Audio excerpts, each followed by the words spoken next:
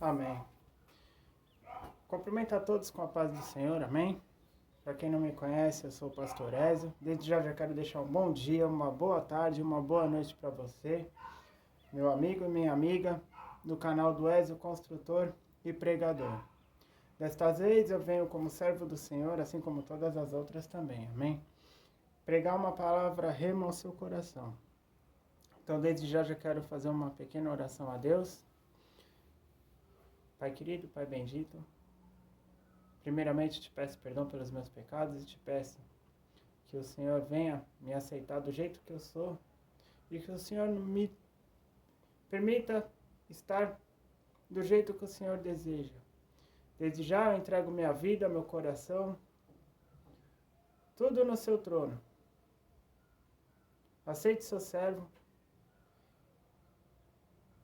e use-me da maneira qual o Senhor desejar, como seu ministro. Desde já eu te agradeço em nome do Pai, do Filho e do Espírito Santo. Amém. Glória a Deus. Eu gostaria de estar participando, você, meu amado e minha amada, de uma palavra que encontra escrita no livro de Lucas, de capítulo de número 22. Amém? Então nós vamos fazer uma reflexão em cima deste capítulo inteiro.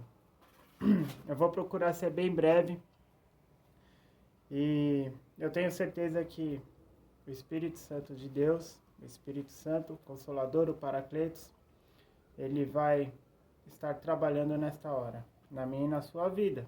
Amém? Haja vista que a palavra ela se renova cada vez que a gente a lê. Amém? Glorificado seja Deus. A conspiração para matar Jesus. A festa dos pães sem fermento, chamada Páscoa, estava se aproximando. Os chefes dos sacerdotes e mestres da lei procuravam um meio para matar Jesus. Todavia tinham grande receio do povo. Né? Esse capítulo de número 22, nessa estrofe, ela vai nos alertar, né, que os chefes das sinagogas naquele tempo, onde Jesus Cristo pregava o Evangelho, eles já procuravam, já perseguiam Jesus, já tentavam encontrar algum motivo para o condenar. Né? Foi quando, então, Satanás entrou em Judas, chamado Iscariotes, que foram um dos 12 discípulos. E Judas dirigiu-se aos chefes dos sacerdotes, aos oficiais da guarda do templo, e negociou com ele como lhes poderia entregar Jesus. A proposta muito os satisfez e acordaram em lhe dar dinheiro. Judas aceitou e ficou aguardando uma oportunidade quando a multidão não estivesse ao redor de Jesus, para então entregá-lo sem tumulto. Amados, a primeira coisa que me chama a atenção é que os chefes dos sacerdotes já procuravam prender Jesus. Só que eles não conseguiam chegar até Jesus, porque Jesus, ele era o rei dos judeus. Em outras palavras, as pessoas que o seguiam eram tantas que nem mesmo os exércitos daquela época conseguiriam prender Jesus sem uma estratégia. Foi quando esses chefes dos sacerdotes, eles procuraram Judas, o Iscariote, e ofereceram uma quantia em dinheiro em troca de uma estratégia para poderem estar se chegando até Jesus. A famosa traição de Judas, o Iscariote. E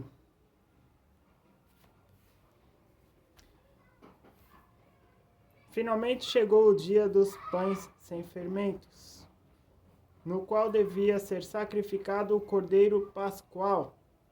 Então Jesus enviou Pedro e João recomendando: Ide, preparai-nos a Páscoa, para que a ceiemos juntos. Era comum, ano a ano, o povo de Judá celebrar a Páscoa. Todos nós lembramos dos feitos do Antigo Testamento por Moisés, designado através das ordenanças de Deus, quando ele deu ordem ao povo para estar ungindo as ombreiras das portas com sangue, né? Com sangue do cordeiro, né? E que aquele feito se concretizasse ano após ano, né? Em memória, né? De Deus, da Páscoa, né? Porquanto o povo de Deus fora protegido com aquelas simbologias, com aquelas profecias, através dos umbrais sendo ungidos ali, ó. Tô até aproveitando a minha porta que tá aqui, ó, atrás de nós. Os umbrais das portas eram ungidos com sangue. Então, naquela noite, quando aconteceu aquela ordenança de Deus que o espírito da morte passou pela cidade, matando os primogênitos do Egito, o espírito da morte passava e via as casas do povo de Deus protegida com o sangue do Cordeiro, sangue este que já tipificava o sangue de Jesus Cristo, né? Então o anjo da morte passava direto. Então, daí começou a celebração da Páscoa. Jesus Cristo disse: ao entrardes na cidade, encontrareis um homem carregando um pote de água. Segue-o até a casa em que ele entrar, e comunicareis ao proprietário da casa. O mestre manda indagar-te: onde é o salão de hóspedes,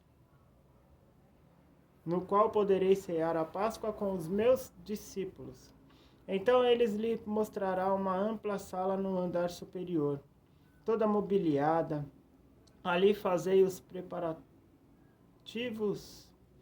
E seguindo tudo, encontraram conforme Jesus lhe havia predito e prepararam a Páscoa.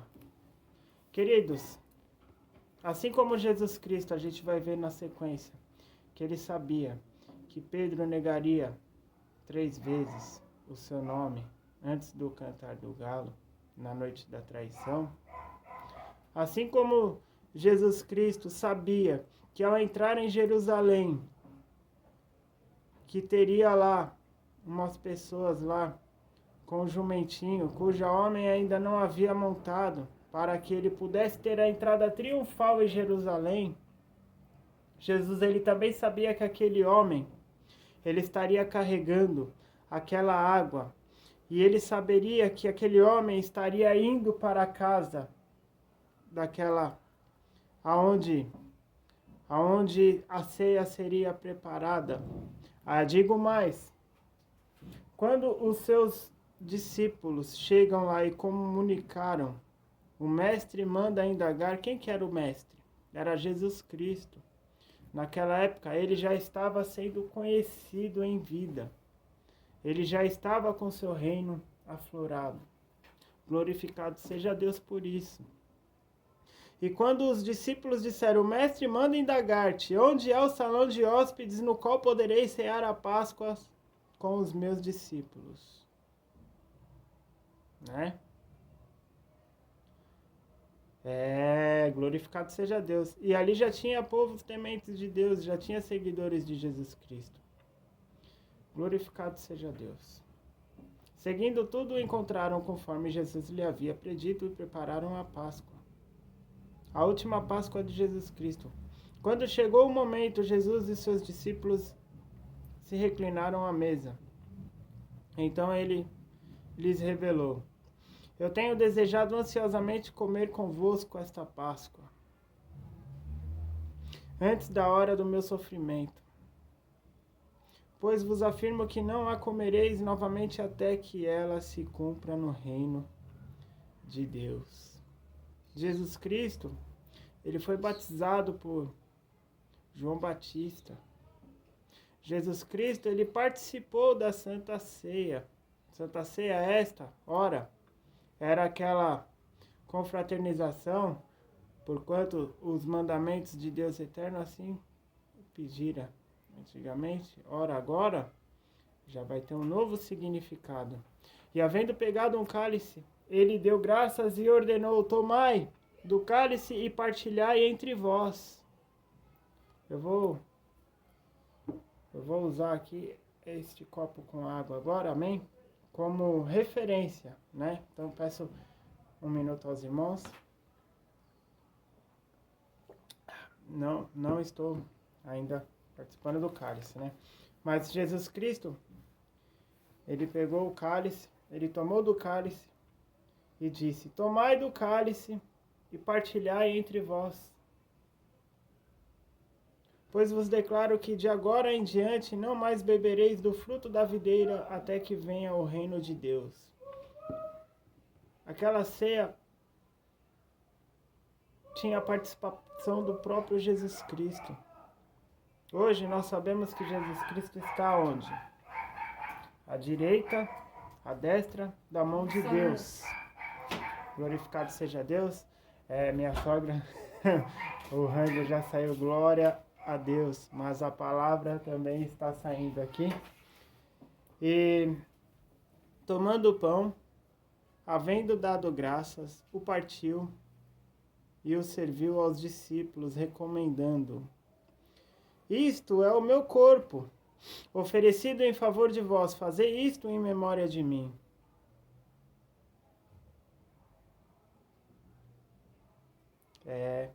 Jesus Cristo, ele partindo o pão ali, ele, um ato profético, ele já estava revelando ali o que aconteceria, né? Dilacerando, né? Partindo ali o seu pão, o pão, e distribuindo entre os seus discípulos. Depois de cear o cálice, explicando, ele explica: este cálice significa a nova aliança do meu sangue, derramado em vosso benefício. Eis, contudo, que a mão daquele que vai me trair está com a minha sobre a mesa.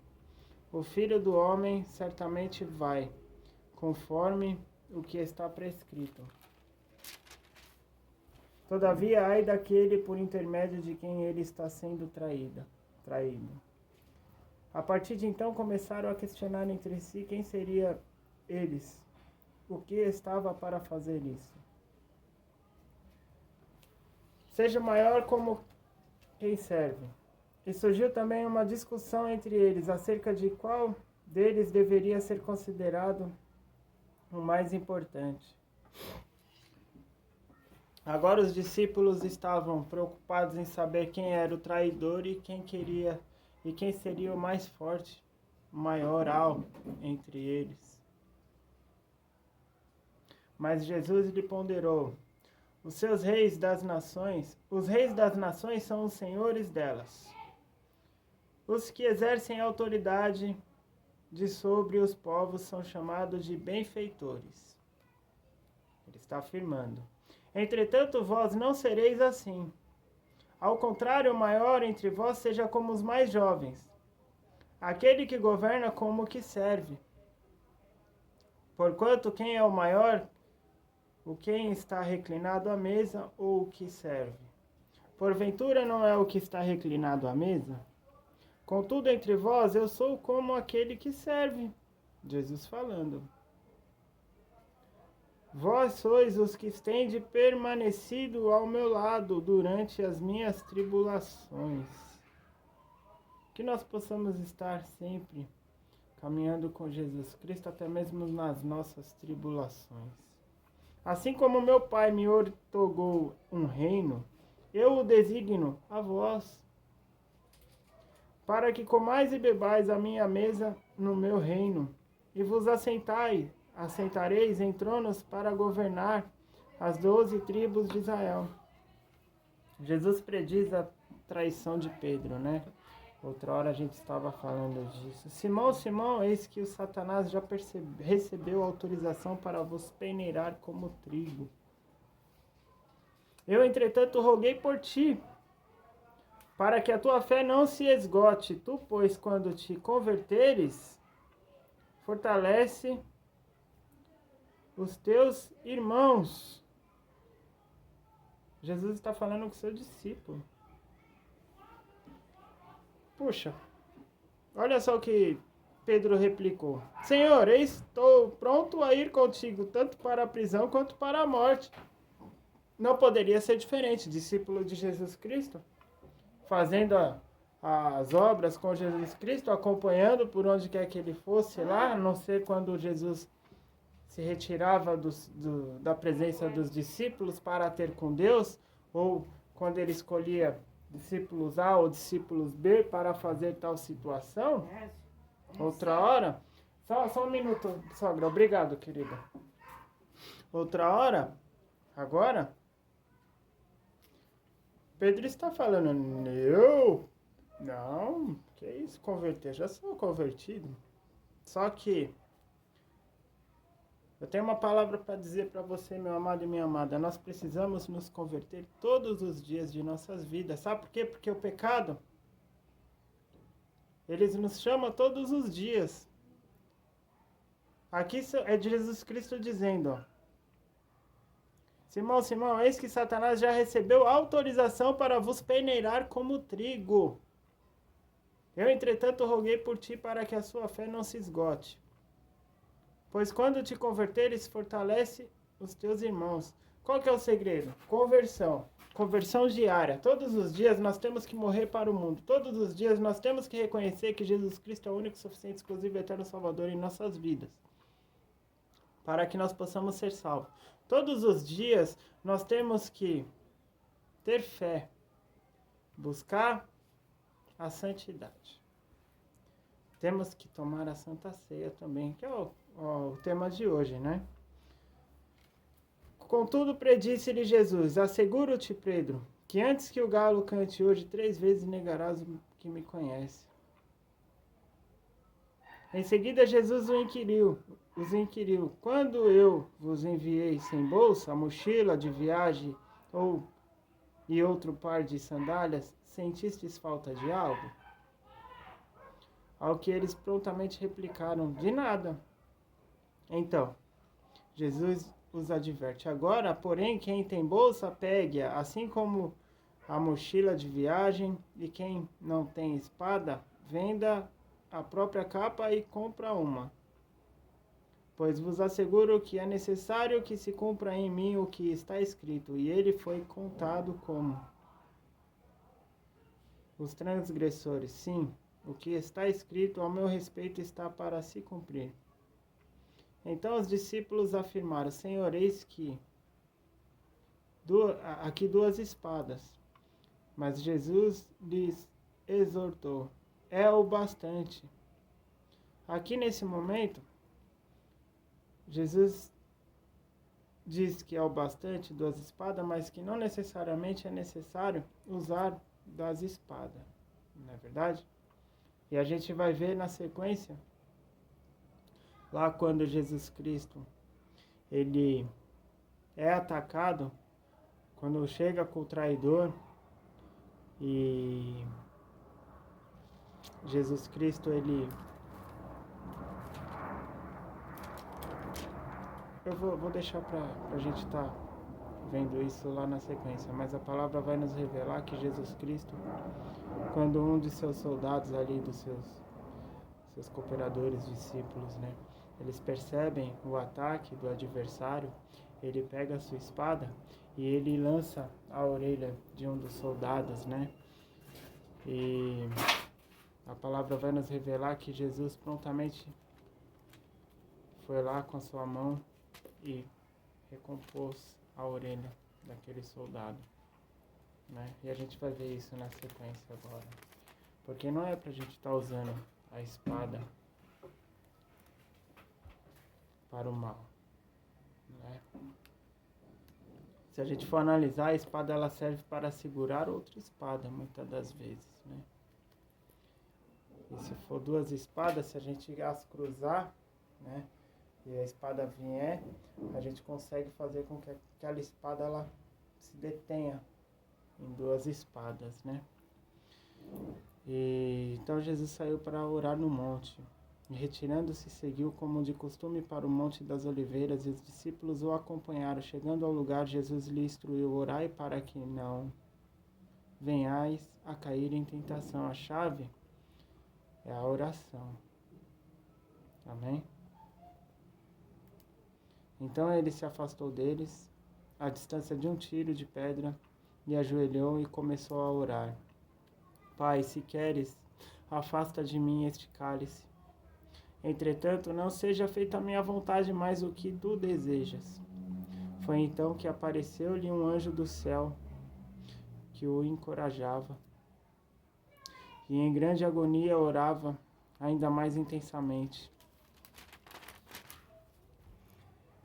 E aconteceu que o seu suor se transformou em gotas de sangue, caindo sobre a terra. Assim se levantou da oração e voltou à presença dos discípulos. Os encontrou adormecidos, exaustos de tristeza, e exortou-lhes: por que estáis dormindo? Levantai-vos e orai, para que não venhais a cair em tentação. Então, mais uma coisa que eu aprendo nesta palavra é que não basta ceiar, não basta perseverar, reconhecer que Deus ele é o único, suficiente, exclusivo, eterno Salvador. Nós precisamos estar em oração constante. Porque é a oração que vai nos manter de pé. Amém? Vamos estar sempre em oração.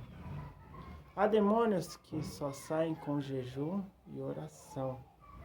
Se não orar, demônio não sai. Se não jejuar, demônio não sai. Como que nós vamos saber quando nós precisamos estar em jejum e oração? É simples. Quando nós aceitamos Jesus Cristo como único, suficiente, exclusivo e eterno Salvador, ele já faz morada em nosso coração. Ele já permite que nós possamos ter a presença do Espírito Santo, que é a terceira pessoa, para nos acompanhar. O Espírito Santo, ele vai nos conduzir a fazer as coisas boas. O Espírito Santo, ele vai nos alertar de não fazermos as coisas más. Só que a vontade da carne, ela tende a cair. E a vontade do Espírito Santo, ela tende a nos deixar de pé. Então, quando nós estamos na presença do Espírito Santo, nós percebemos quando nós estamos fazendo algo que não agrada a Deus. E quando a gente passa a fazer algo que não agrada a Deus, mesmo que momentâneo, seja um olhar, seja um pensamento, e essas coisas começam a ser cotidianas, é a hora de a gente fazer jejum e oração. Quando a gente está fazendo uma petição a Deus, quando a gente quer entregar algo para Deus, um sacrifício, a gente pode estar fazendo um sacrifício de jejum, juntamente com a oração. Quando a gente faz uma petição para Deus, quando a gente vai, por exemplo, eu como pastor, assim como todos os pastores, o nosso melhor jejum que nós fazemos para Deus é em prol de quê? Da igreja, da família, de nós mesmos, para que nós possamos ser fortes nos dias maus. Por quê? Eu vou dar um exemplo para você. Se a gente for fazer uma flexão de mão no chão, se uma pessoa está acostumada a fazer flexão, ela vai fazer 50 flexão fácil. Uma pessoa que não está acostumada, ela vai fazer 10 flexões, 3, dependendo da força da pessoa. Só que você concorda comigo que a força vai ser igual para cada um? O que basta é o quê? Perseverar, treinar, e ali a gente vai conseguir alcançar o objetivo. O jejum nada mais é do que a nossa força para fazer os mandamentos de Deus, né? Como esse vídeo já está com 24 minutos passado, eu vou... E já está rico, né? Rico em instruções, em graça do Espírito Santo, em graça de Deus para mim e para a sua vida. Eu vou estar encerrando agora, amém? Eu quero agradecer a todos que são inscritos no meu canal mais uma vez, pedir para você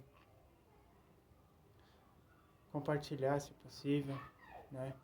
Para que essa palavra chegue a mais pessoas. Amém? Deus abençoe a todos. E o propósito, ele continuará em outros vídeos. Amém?